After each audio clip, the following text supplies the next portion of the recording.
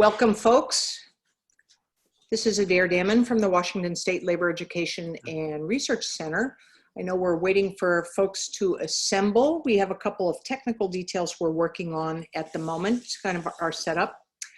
While we're waiting, we always love to hear from people how you found out about us, where you're coming from. So why don't you take a moment, go to the bottom of your screen, look for the chat function, and send a message to the whole bunch of us. Who are you? Where are you from?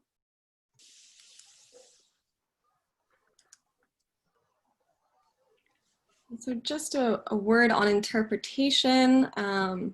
If anyone needs it, we have it available. So, para hablar español, mirar la parte de inferior de pantalla y haz clic en el globo. Si no vira el globo, haz clic en el botón más para escuchar español al español. Haz clic ahí y escoge español, debe escuchar el audio de nuestro intérprete Mercedes. Thank you, Emily. I will start briefly here. I'm Adair Damon. I am the director of the Washington State Labor Education and Research Center. Our center is a state-funded, nonpartisan education department. We are housed at South Seattle College. We are part of the State Board of Community and Technical Education. We're physically housed next to the apprenticeship programs, and we work statewide to try to provide adult education to workers, their organizations, leadership education, cultural education, labor history, and especially legal rights. This webinar series is part of our Legal Rights on the Job, Know Your Rights on the Job series. It's designed to provide tools to workers, families, and communities about our rights at work. We have been focusing in on issues central to the pandemic over the last couple of months for obvious reasons. This begins round 2 of our webinar series. It is the custom of the South Seattle College to start all of our meetings with an land acknowledgement, and I invite you to join me in that now. Can we have a slide up? Yes, just one moment. I'm enabling the closed captioning for people really quickly. Well, in a moment.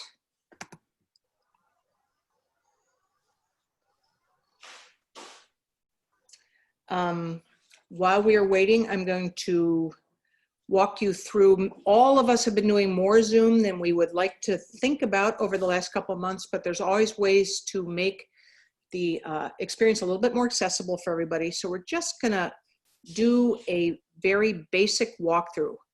Oh, I see, wait, we are moving to, okay. This is our land acknowledgement that we use at South Seattle College. I join you to invite me. We acknowledge the people, past, present, and future of the Duwamish tribe, the Muckleshoot tribe, the Sammamish tribe, and other people of the Salish Sea on whose traditional lands we study and work. Though we are working in the Ethernet now, we still honor the tribal lands upon which we study and work. Thank you. Moving on to a couple of technical details. As you probably know already, the turning on and off your microphone and on and off your video are in the bottom left corner. Tonight, the video is off for all participants, and the microphone, we may open them up later for some question and answer we will talk about. You can open the chat function. If you have kind of an official question to be part of question and answer period, you can move over and click and use the Q&A function. We are monitoring that, and we will be providing some answers, and we will be bringing those forth to the panelists after presentations. We are captioning tonight. You can click there if you wish it, and the recordings will include closed captioning, so you can take this to your work sites. We are also offering simultaneous interpretation in Spanish this evening. You can click on the globe and select Spanish language. If you are using a cell phone or a smartphone, the looks vary depending on which brand of phone you have, but the most important thing is that to get to the Q&A and the chat, you usually have to go down and click on a more button somewhere. Okay, and interpretation and closed captioning. Okay. Let us do a quick poll. We will practice using a polling function. I'm going to ask Emily to throw up the poll to help our panelists know who's in the audience tonight. What is your current employment status?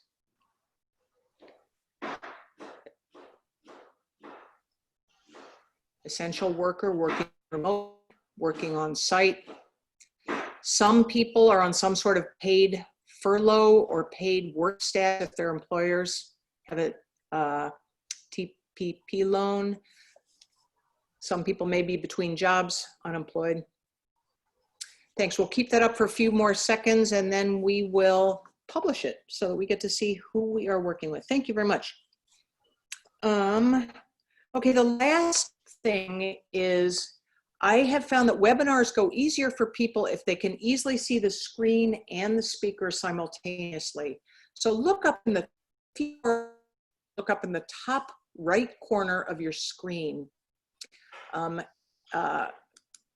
Click on speaker view if you want to see just the primary speaker, gallery view if you want to see all of the panelists. And then go up to view options. You're going to see a green bar up top and view options when there is something being shared. Click fit to window and click side by side mode. And that will help you be able to see both the speaker and the screen they're showing you. And with that, the basics. Tonight's webinar covers winning healthy and safe workplaces in the COVID-19 era. Our guests are Jessica Martinez, who's the co-director of the National Council on Occupational Safety and Health, Paula Kasich, who's the president of the Washington Federation of State Employees Local 1488, and she's treasurer of the state WFSE. Mike Yastrzemski, her colleague, who's president of the state Washington Federation of State Employees. And we hope to have dialing in Shagai Abraha of the Eritrean Community Association, who hopes to join us later this evening. We put together this webinar for a couple of reasons. Most importantly, everywhere we go, workers are frightened or concerned or anxious or puzzled by what are we supposed to do if we are at work or if we're being called back to work soon to protect ourselves and our family. The guidance is all over the place. The information is confusing as all get out. There's nobody can tell us you have to do this or not do that. And we've brought together both some national expertise from the National Council of Occupational Safety and Health, folks who work with workers all across the United States, and a story that we want to tell about something that happened in our community with some of the workers who are here to talk to us. We're going to talk about the role of workers in protecting their own safety and health. Our goal is to have a conversation here tonight. So we'll take a few minutes to hear presentations and then we'll get down to conversation. So I'd like to start with Jessica. I'd love you to introduce yourself and your organization and talk to us a little bit about what you are finding. Thank you. Can you hear me okay? Mm-hmm. Wonderful. Okay. Well, thank you so much, Adair, and to the Center for inviting me to speak on some of our work at the National Council for Occupational Safety and Health and our efforts to mobilize workers to demand more protections during this global pandemic. I'm going to show a couple slides, as you can tell. For those of you who might not be familiar with our network, the National Council for Occupational Safety and Health is dedicated to promoting safe and healthy conditions for all working people through education, training, organizing, advocacy, and most importantly, taking action. We are a growing network of 22 local affiliates and the convener of the Protecting Workers Alliance, a network of over 3,000 worker safety and health organizers, trainers, industrial hygienists, and public health, legal, and research professionals. We welcome you to continue to learn more about our network, and I'll be providing a bit more information on how you can stay connected if you're interested. But first and foremost, to talk a little bit today about COVID and its impact to workers. The devastating coronavirus pandemic has ravaged communities across the country while revealing longstanding widespread harm and injustice. Workers are at greater risk than necessary because of workplace policies do not follow the best practices, ignore the science and medicine and public health, and essentially violate basic human rights. Knowing that high-risk workers face now more than ever our collective action that is unifying workers through the exercising of their rights is very essential in our demands for improved worker health and safety. As states make plans to reopen, or some already are open, workers in the community need to be assured that safety and health is the first priority for all. I just wanted to show you here, COVID in particular has highlighted and amplified some of the ongoing issues for many workers. We know that the importance of low-wage professions. Workers make the world go round. You know, we are now titling these workers essential. They have always been essential.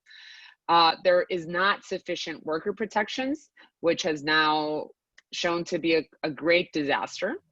There's injustices in workplace practices. There's unpreparedness of the healthcare system, and importance of being organized, acting together to protect each other is more important than ever today.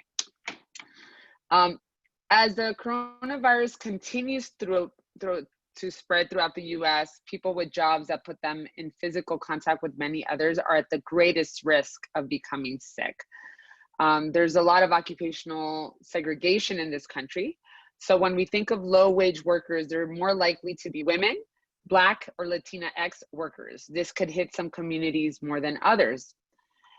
This is highlighting the vast inequality in our communities, and some people are going to get hurt so much more than others. That hurt could be long lasting. We don't know. We don't know what's going to happen over the course of this virus. But here we're highlighting some of the 3 issues that impacts several workers, which is worker hours get cut, risk the virus with no health insurance, and stay home with no pay. Here I have 2 graphs, one that shows, that shows the impact of Latino workers and Black workers. While some argue that the virus doesn't discriminate, the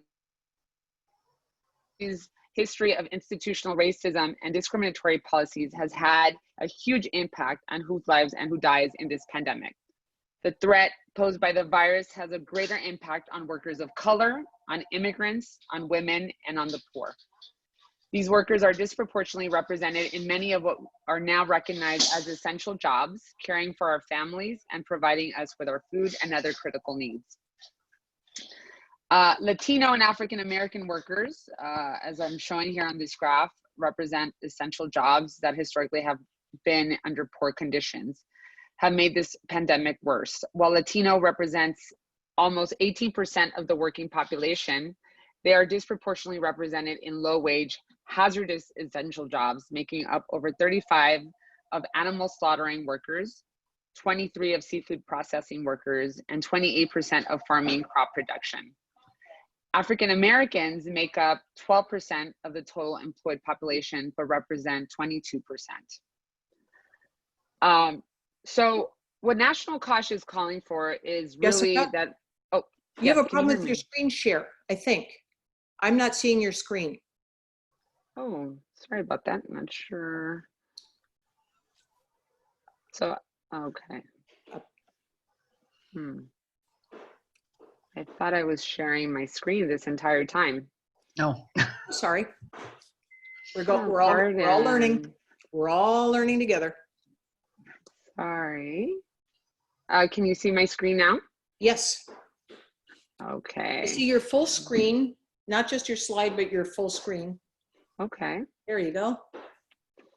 My apologies. I was referencing graphs and no one could see them, but I hope the message is getting across.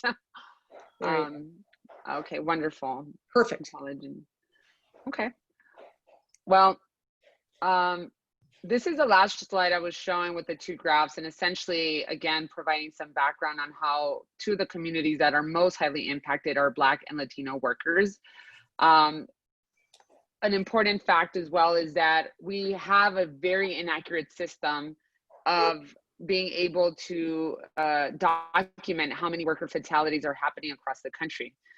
However, at National COSH, we have been able to start documenting some of those worker fatalities through our own research, through also the support of our network. And we're really calling a stop to these and bringing attention to these worker deaths. As you can see on my slide here, this is Agustin Rodriguez, who was a meat processing worker in Smithfield in South Dakota, and he died from complications of COVID-19. We have several hundred of other stories of workers like this who have passed, unfortunately, due to COVID-19. Safe working conditions to protect against the spread of the infectious disease are vital, not only for those directly affected, but also for family members, neighbors, and the public at large who may be exposed if the spread of a deadly virus is not controlled in essential and other workplaces. We know and we hope that people understand that if workers are infected at the workplace, the risk of infecting our communities is far more greater. This is not an issue that stays in the workplace, as we have all been used to hearing in terms of the inequities at different and injustices that can happen in different industries and types of workers, especially for more vulnerable worker populations. But this is truly an issue that we should all take seriously in efforts to organize. So, as I mentioned earlier, as a lot of states are starting to reopen, we need to remember that workers who risked exposure to deadly disease during pandemic will never return to the same old normal. We developed a report entitled Safe and Just Return to Work with a task force of over 50 public occupational health professional leaders, labor and community organizers, attorneys, and it's essentially a tool to press for measures that ensures that worker safety takes precedent, but also a call to think more boldly, refuse to return to the old normal, and instead create a more just economy that truly respects workers as essential partners in our economy. The report focuses on 5 essential elements of a just return to work, and we must emphasize that to achieve safety and injustice for workers, there must be racial justice in our communities. So, as I'm showing here on my slide, I try to provide a synopsis of very clear summary of 5 of the key recommendations from this report. And one is that we have effective and stringent health and safety protections informed by science, backed by enforcement, and designed with meaningful input by workers, worker centers, COSH groups, unions, and employers. Also an inclusion of respect for meaningful worker and union involvement in all planning protocols and decision-making regarding safety in the workplace and return to work. Guaranteed job protection and just compensation for those working and for those who can't. A planned and detailed system of screening, testing, contact tracing, proper isolation, and epidemiological surveillance. And finally, to prioritize equity, inclusion, and a path to end health and economic disparities.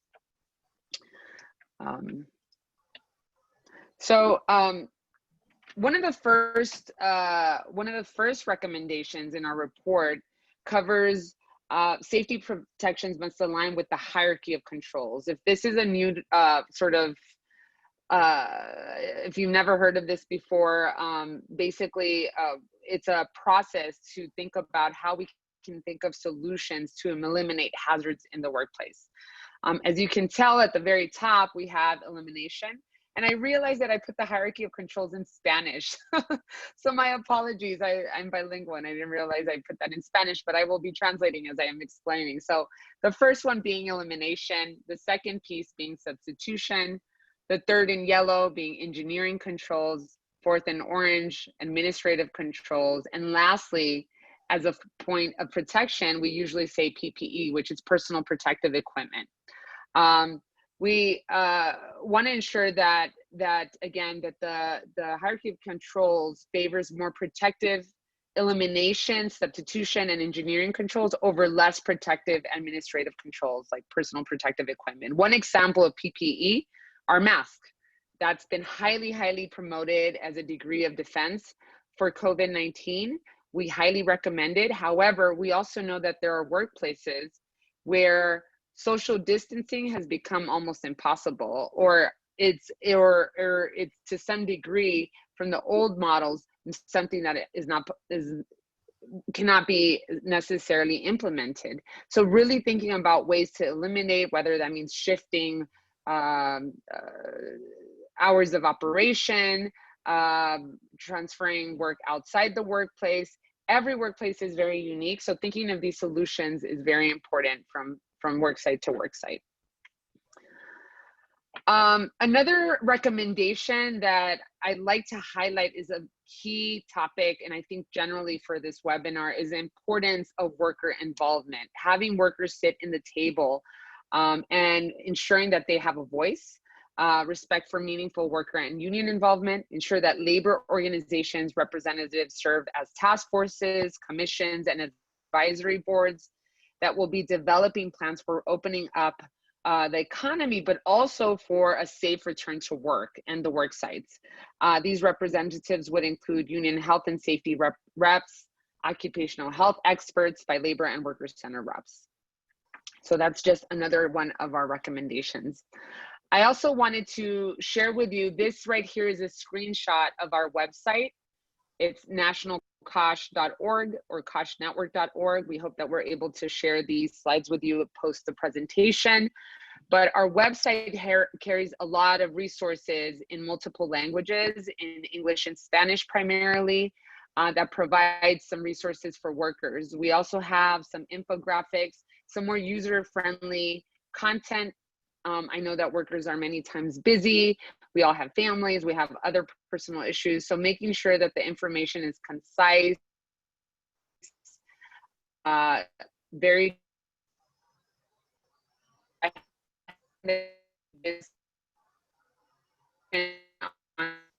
resources, and that carries the report, but also fact sheets and other tools. Our website also has, as I mentioned earlier, a fatality database. This database has been put together by several of our public health task force worker committees that have supported our work.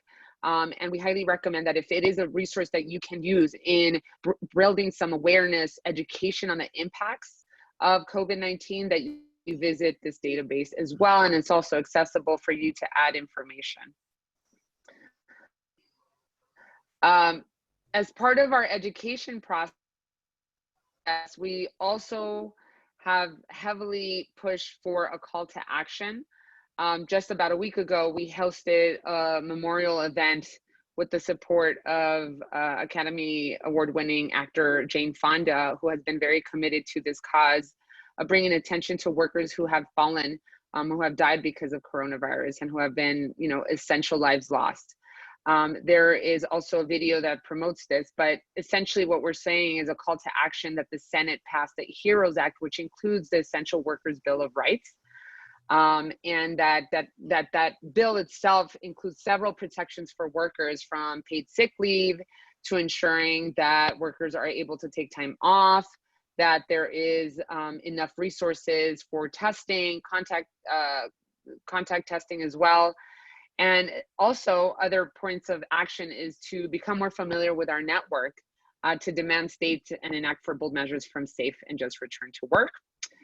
Most importantly, which we'll be hearing more from my fellow panelists today, the importance of taking action as a whole.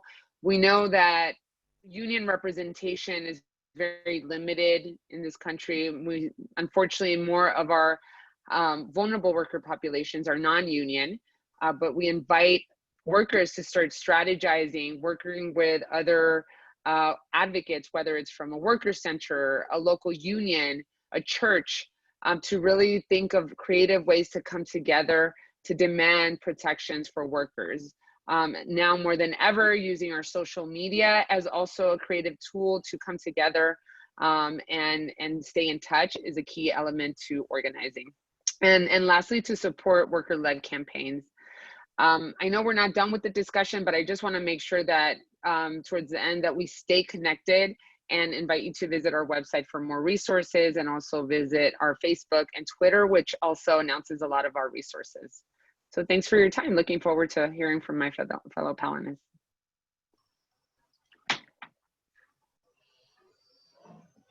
Thanks for your wonderful overview, Jessica. I think, you know, this is not tonight a seminar aimed at highly, you know, nitty-gritty conversation about best practices promoted by epidemiologists, but where is the best resources you have found for workers to turn for the specifics for their work sites, the specifics for their industries?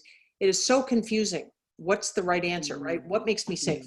Where's the best resources? Right. So one of the messages that we have come across, and I get this question a lot, is like, generally speaking, what are protections for workers? It's so important. And part of our, at National COSH, one of our principles is the true belief that workers, more than anyone, understand their workplaces, understand the hazards that they're exposed to. They might not necessarily know the science behind it because of the technicalities. However, workers need to be sitting at the table, coming together, thinking of solutions. It's hard for me to paint like a broad paintbrush across industries. We know, for instance, in meat processing, a lot of workers are experiencing working in confined spaces. They know that this is not okay. They know that there are alternatives, but unfortunately, we know that a lot of employers, and especially unscrupulous employers, are not taking the actions necessary to protect workers, and have you know, a growing pattern of prioritizing profit and over health. But in this case, like I said, we have to take action and support these worker-led campaigns, because the infection is not staying contained in the workplace, it's coming out to our communities. Thank you very much for that. I think your emphasis on worker-centered discussions and solutions is critical to our work here and what we want to lead to next. That's point 4 on your 4 points: inclusion of real worker and union involvement in all planning and all solutions. I want to take our conversation next to some workers from our own community who are just an example of creative solidarity on the job. I want to remind people we will take questions for the panel, and we will take questions for Jessica and all the panelists. But let's take and feel free to put questions either in chat or in the Q&A button. And please do share your own resources if you have found good resources. But I want to move to 2 of our local labor leaders, Paula and Mike from the Washington Federation of State Employees. I want to start with you, Paula. Why don't you introduce yourself, who you are, and then we're going to throw some pictures up on the screen and have you talk about them. Okay, my name is Paula Kasich. I'm a plumber at the University of Washington on main campus. I'm the president of my local 1488 and a shop steward there. And I'm also the treasurer for Council 28. Great. Emily, can you throw a picture up on our screen? Here we go. Why don't you tell us, Paula, what we're looking at here? Well, on April 26th, myself, Mike, another member, Stephen Carter, and our executive director, Leanne Kunze, we were on a phone conversation around 1 in the afternoon, and we were all getting upset about the lack of PPE. And Leanne threw out this idea, well, we should just, you know, create our own plexiglass barriers and install them. So we started talking about it, and she says, I'm off to the hardware. Everybody meet me at Harborview in 3 hours. So she grabbed all this material, put it together. We met at Harborview. We went to the ER, and we set up this plexiglass barrier. And I tell you, the workers were thrilled, because these are the frontline workers when people come in. And at this point, it was mostly COVID people who were coming in, and they felt they needed some protection. There weren't enough masks available. and they just kept saying, thank you, thank you. They know it wasn't a real sturdy thing. We set it up there, and we set it up at another site at Harborview. And it actually stayed up for 2 days before management noticed and took it down. It was a weekend. It was a weekend, wasn't it? Yeah, it was a Sunday afternoon. Yep. And what did it achieve? Well, 2 days after they figured out that it was there, they took it down. So our union coalition started meeting with the university and demanding that we have some plexiglass barriers, which our governor had stated he wanted in order to open up the hospitals to do elective surgeries and stuff. They had to show that they could provide PPE. And one of them is plexiglass barriers. So we entered into negotiations with the university, and they finally agreed that they would set up barriers at 101 sites. They had previously set them up at the food service areas. The important thing to note, 101 sounds like a lot of sites, but at the university, that means there was one plexiglass barrier for each of the 5 buildings at Harborview, 4 plexiglass barriers for the University of Medical Center, and they have, you know, probably another 80 clinics within the hospital, and then the Northwest Hospital with their hundreds of clinics. So while it was a start, we felt we needed more. Absolutely. So these are outpatient clinics, or are these reception for inpatient? The reception for inpatient. You probably don't know this. I'm a former hospital admitting officer at University Hospital, at intake person in the emergency room. I know a lot about what happens at those desks. So we on the outside were totally joining into the demand for PPE for healthcare providers, right? And we donated from our garage, and we did all of that. Who is it that you all are representing in the hospital? What are the job classes you represent? There's environmental service custodians, food service workers, trades workers, hospital assistants, medical assistants. Those are the majority of the supply chain people. Most of them are the lowest paying jobs there. They're the service sector, considered the service sector worked. And they really feel like they needed PPE. We had to come to work every day. They were scared. They were scared for their families, and they just wanted to have some protection while they were there at work. Okay, let's flip to the next picture, if you wouldn't mind, Emily. Oh yeah. This is a few days later. How long? It's longer. Well, the first picture was April 26th. This was taken June 8th. We'd been negotiating with the university to get more plexiglass barriers. They're sticking with their 101 sites. I actually ended up filing an L&I complaint alleging that the university is not following through with the governor's order. So we decided to do this job action. And again, this was a union coalition action, Local 1488, Local 3488, and SEIU 925. And this picture, we were outside the University of Washington Medical Center. And we had these buckets saying pennies for barriers. And we had flyers explaining to people that we were trying to get the university to protect the patients, the employees, and the general public. And we weren't really expecting to get any money. I mean, it was just a way to get people to talk about it. And all of a sudden, people started giving us money.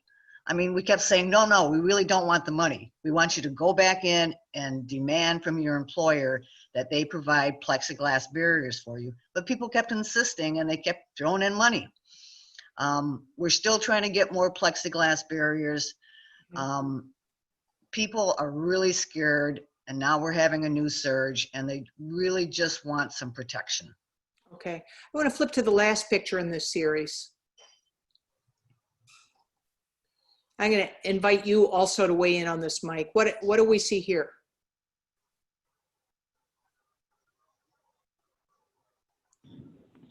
Thank you. Sorry, I wanted to unmute real quickly. So this was an action afterward that we did with the other union coalitions. So AFSCME, SEIU, the doctors union, I can't remember what they were called. But again, to talk about the plexiglass and the overall need for PPE, personal protective equipment, which was not being distributed equally. We were having issues where a lot of our workers who, as Paula said, tended to be people on the lower pay scale, you know, more likely to be people of color, more likely to be women, immigrants, were not receiving the same access to PPE that, say, like the doctors and things like that were getting. So this is a unity break that we did. I don't know if you have a picture of it. We also had a banner drop as part of this that actually made the front page of the New York Times. So, you know, we got a lot of attention out of that. And it was very powerful too, because it showed, again, what one can do and the attention that we can get when we are all working together for the same goal. So, and as Paula said, this is a fight that continues.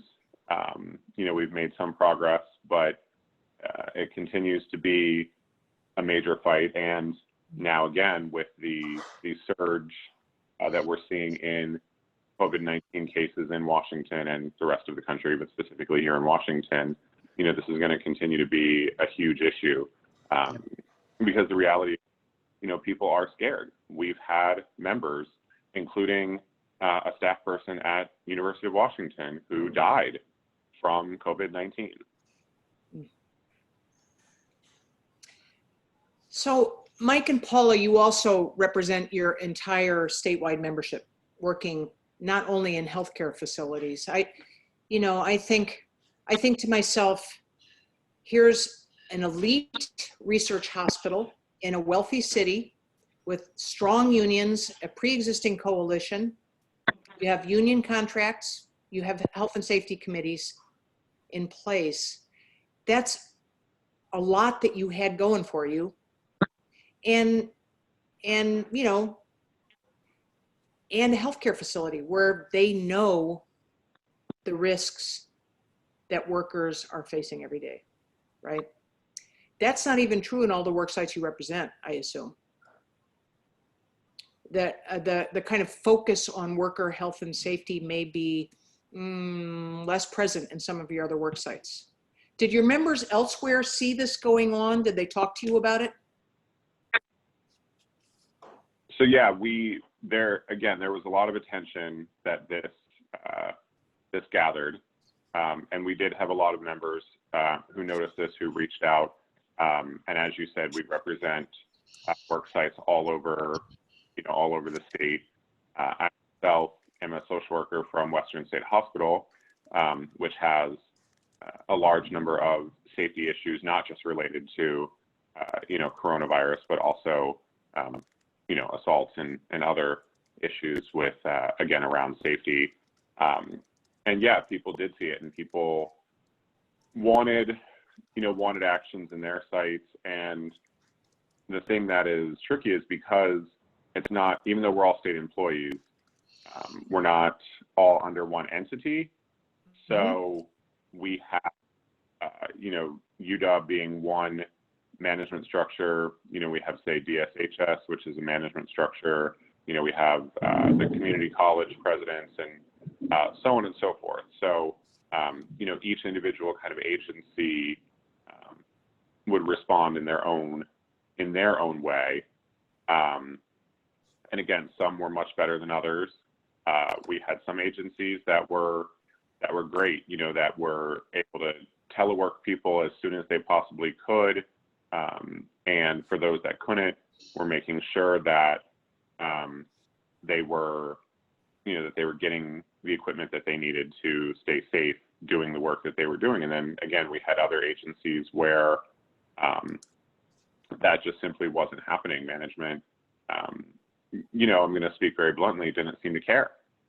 You know, we would yell and scream and rattle cages, so to speak. And I won't directly shame that individual person, but there was one agency that after many calls with that agency had myself and a couple of the other leaders within Council 28 basically said that if we didn't get the PPE that we needed for our members that we knew that they had, we were going to advise them to not show up to work the next day.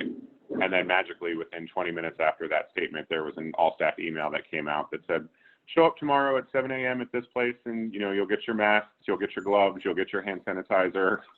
So, Yeah. So I know as a former union officer myself, there have been days of my life where it felt like the members were not, they didn't see the work of the union. They didn't understand the role the union can play in solving worksite problems. Has this, going through the COVID crisis, has that changed what's going on inside your union and inside your union membership meetings and between you and members? I think for, I would, go ahead, Mike. yeah, I would say it definitely has, because it, you know, this is one of those cases where people have seen the real impact of having a strong union, where, you know, a lot of times people, you know, if things are going well and, you know, we're doing what we need to do behind the scenes, like you said, people don't necessarily realize what it is that we're doing. And so with this issue, people were able to see, again, the impact of having a strong union, both in getting them, making sure that people were protected from the direct impacts of the virus, but also from the economic impacts of the virus. You know, one of the things that whole question that you brought up about people being out of work or partially out of work and laid off and stuff like that, you know, our ability to go to the employer as, you know, the largest public sector union in this state was what was able to get us to have our members, you know, remain in paid status even when they were teleworking from home. It's what's been able to, even as of right now, you know, prevent mass layoffs despite this huge budget crisis that the state is in. You know, all of the, and then, you know, we're going through bargaining multiple contracts too. So all of that right now, people are able to see the power of a strong union, and not just physical protection, but economic protection as well. You know, healthcare protection, making sure that they actually, you know, are maintaining their insurance, and, you know, all of those sort of things. You know, some of the policies that came out of the governor's office when this pandemic first hit were things that we had asked him for, that, you know, around some of the eviction moratoriums and things like that, to, again, help protect our members during this time. And we were only able to do that because of the numbers that we bring to the table. I think that it's a good time to start taking questions from the audience. I want to say that this picture I saw in the paper, and we can take down this picture if people want to have all their faces present again.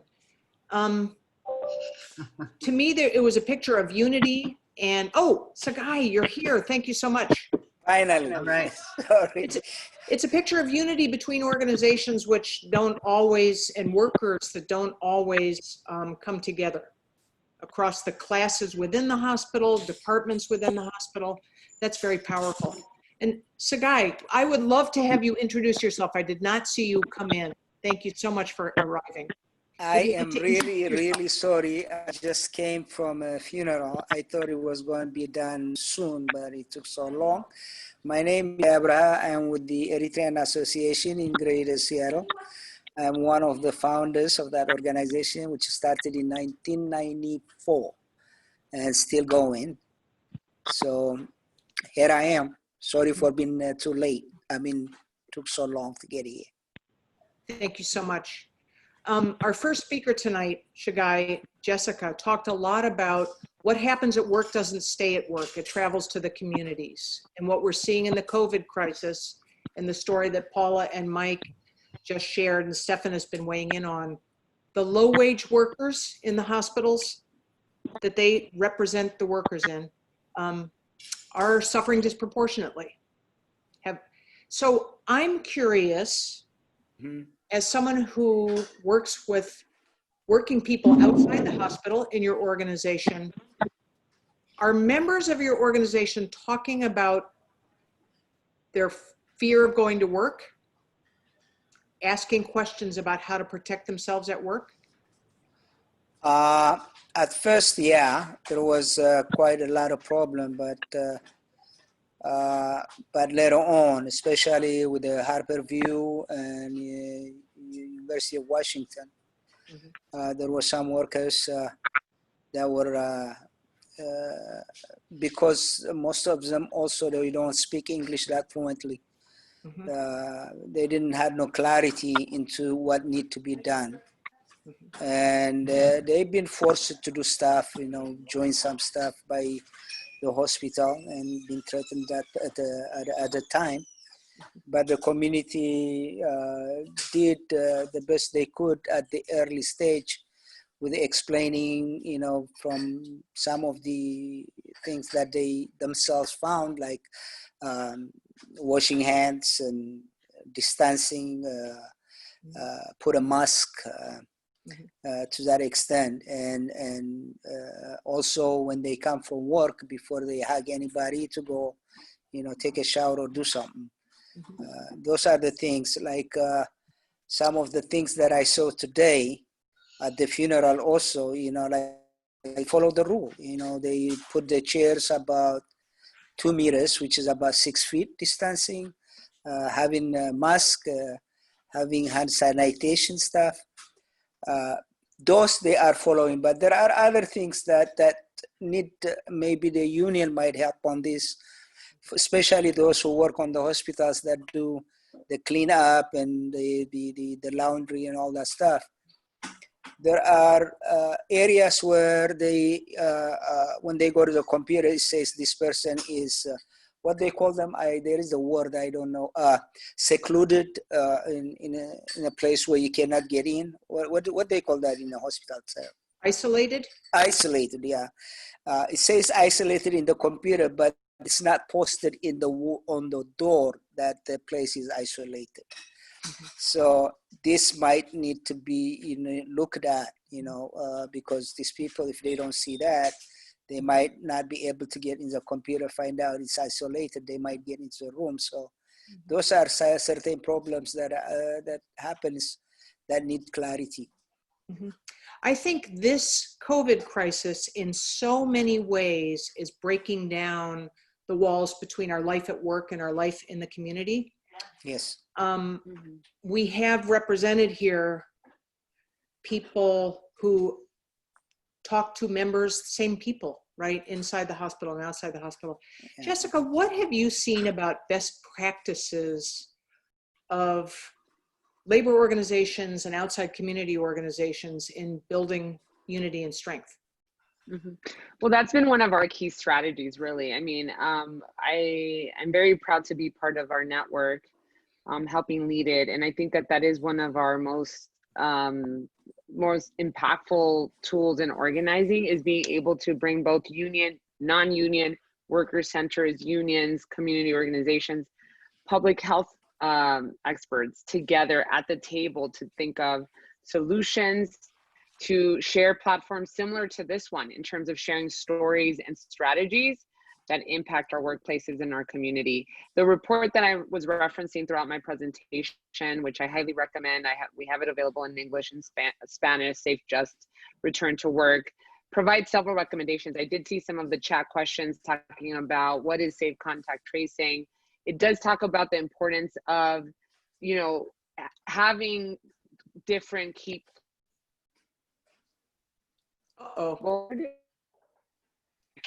safety. So ensuring that employers, workers, management is all on the same page in terms of certain protocols and practices. But again, back to your original question, again, that is the most effective strategy. And again, you know, we know that it's not staying at the work site. So being able to talk to, whether it's a community, a church community, or talking to the leadership, there's these mini networks that folks create, whether it's through their community, their church, where they live and so forth, and being able to access them to come up with some solutions. Mm-hmm. I would like to invite again 2 things from everybody listening tonight. First, shoot a question in chat if you want to ask a question. Second, if you have resources to share with people, put those down in the chat function. I'm looking more fully at the question, one of the questions, there's a question about contact tracing. How effective is contact tracing when the test time, turnaround time is quite long? Not always, but right now it is, right? 10 days to get results. You want to speak to that, Jessica, or? Yeah, well, I can generally say that I think we all agree that there is some stigma connected to anyone that might share symptoms or think I may have COVID. I think I was exposed to COVID. Breaking down that stigma, without doing that, it's going to be very challenging to get to doing some effective contact tracing. And the reason I mentioned that is because our report sort of outlines the importance of making testing accessible, you know, through the employers and through your state, your city, and so forth. But at the same time, when there is a question of whether there has been some exposure, is to ensure that there are the proper protocols in place for allowing for quick quarantining. But again, we're connecting all these issues of testing also with how folks can maintain their livelihood. Workers are being put in the position of going to work sick. Why? Because of the fear of saying, if I am sick or if I have some symptoms, I'm afraid that I could be infected, but I also have to sustain, you know, the rent or whatever, or expenses at my home, etc. And that in particular is a clear reality for low wage workers that are working in non-union jobs that don't have the support systems, the infrastructure that allows them to stay home and quarantine. So ensuring that all these recommendations are highly accessible to all workers is the key here. And we know that that's not what's happening. I mean, we work a lot with immigrant low wage workers, and we know that several of them working as day laborers, household workers, many were getting paid under, you know, just getting paid as temp workers and so forth, do not have access to unemployed paid sick leave in some cases and so forth. So what to do, it's really putting the worker in a really difficult position of saying, I want to do the right thing, but I also need to survive and provide for my family. So again, we like to put that in a bigger context of what that means, and how we can think of solutions. I guess that raises my last question for all of you, really. Can I interject on that one, and yes. then maybe pass a little bit question to Jessica, knowing that people are huggers, you know, they just, the culture is just, you know, so is there, because it's totally, this disease, of this virus is something unique, which is kind of like hard for people from especially East Africa and that area, where they hug, shake, and all that stuff. So is there a place where, or if there is a situation where they could come by the community and do some testing, you know, which is very important. You know, some of them, they might not test. So testing will be one of the issue that need to be done. And then if there is a way we could do that by, you know, having people come to the community and do the testing, where we can arrange that, or if there is an easy access for these people to do that. It's not, there are a lot of that work in the hospitals, but you also have a lot of Uber drivers, or Lyft drivers. Yeah. So that, you know, that they come into contact. So Right. Testing will be very, very important. Yeah. A quick, I would ask each of our panelists to say, what what is your best advice to a non-union worker right now facing this problem? Get union. Well, thank you. Yeah, I mean, yeah. organize. Join a Um, union. Mhm. I mean, I think one of the things about a union is that it gives more people the courage to speak up because they can come together as a group. I wanted to sort of give an example around the contact tracing. Mhm.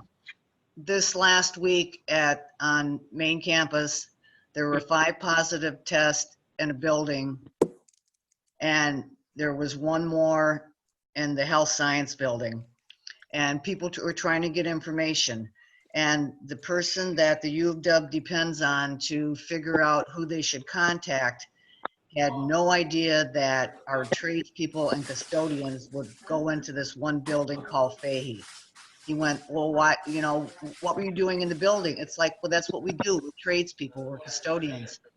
And then at the health science building, it's like, well, we don't know who you were with. I think when they're relying on people to make a determination of who they should contact, not knowing what our employees do and how we do it and how we interact. So that comes back to the critical issue. We have to work through our worker organizations where we have them.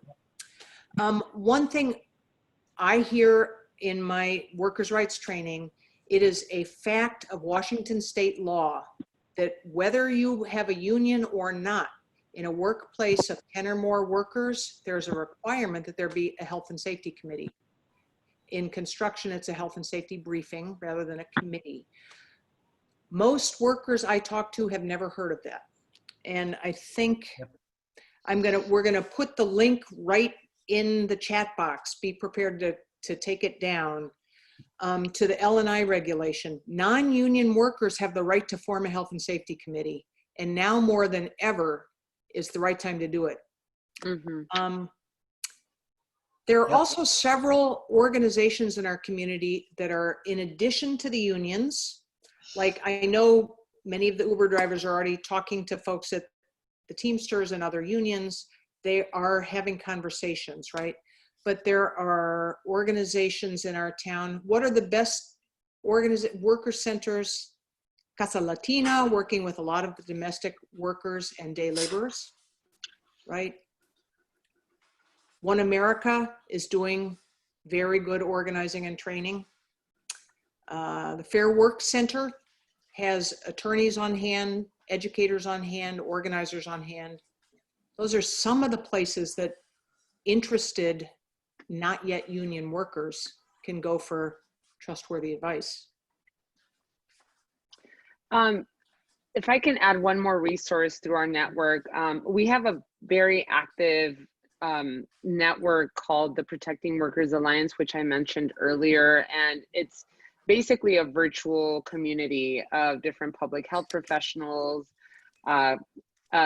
worker organizers, other union leaders, etc. If you are interested, please, I invite you to send me an email to be part of that. That email list is incredibly resourceful. You can throw out a question and you will get 30 people responding to you with recommendations, whether it's training on a particular topic, or where can I find more information on this specific industry, on Uber drivers in other states organizing. So I'd like to invite folks to be part of that community if you're interested, who are participating in this webinar. We also have a group of CASH advisors that are part of our network. I actually know that one of them is probably participating in this webinar now, Jay Herzmark, a shout out to him. He's a CASH advisor and is a local at in Washington. So we have a network of experts, but also other organizers who have tested the strategies of what works. So again, I invite you to come on board and connect with our virtual community of Protecting Workers Alliance. That's totally awesome. I'm mindful of time. We're about to run over. So I'm going to have to thank our panelists and move towards ending. The Labor Center staff will stay online and in the webinar afterwards if people want to talk, chat. We will open up the mics. We will answer questions. Our panelists will be leaving because they all have families and commitments after time. But for, but Even though some of us came late, right? Sorry. That's okay. I want to come back to three key things I've been hearing. We all have a right to be safe at work, regardless of whether there's a law or not. We have that right. In some cases, we have laws to work with. They're worth knowing. And in this pandemic, we cannot totally eliminate risk anywhere in our homes, our churches, or our work sites. And we have to depend on each other.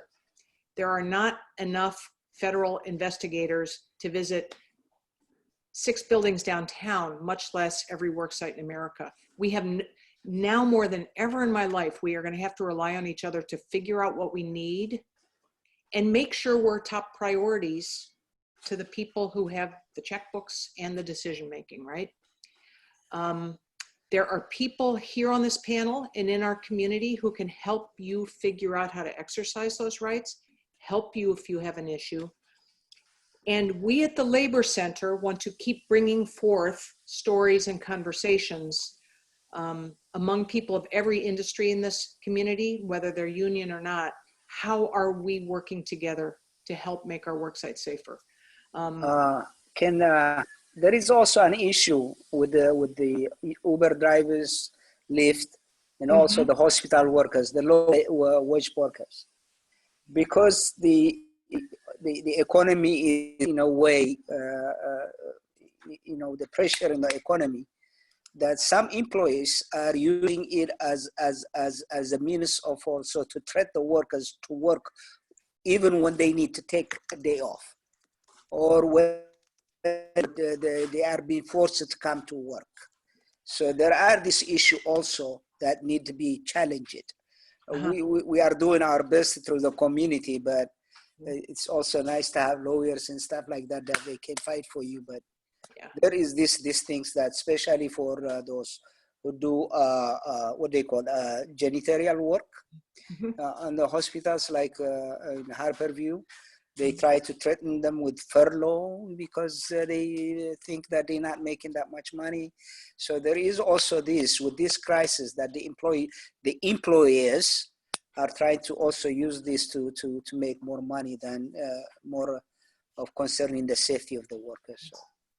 Thank you so much. Thank you so much for that. And I want to come back to the framework that Jessica gave us at first.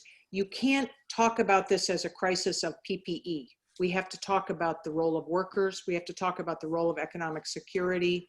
We have to talk very broadly about protecting our community. All the pieces fit together. They can't be taken one at a time. Coming up from the Labor Center, I just want to close off and say again, we are here to help share the stories around. Coming up, we will be doing another round of another webinar coming, and several after that, because we want to share experiences of successful strategies in our community of workers taking action to make their work sites and their communities safer. David of our staff is the person to contact if you would like to tell him a story or ask some questions or work with him to think through the stories that need to be told. I think that's about it. Oh,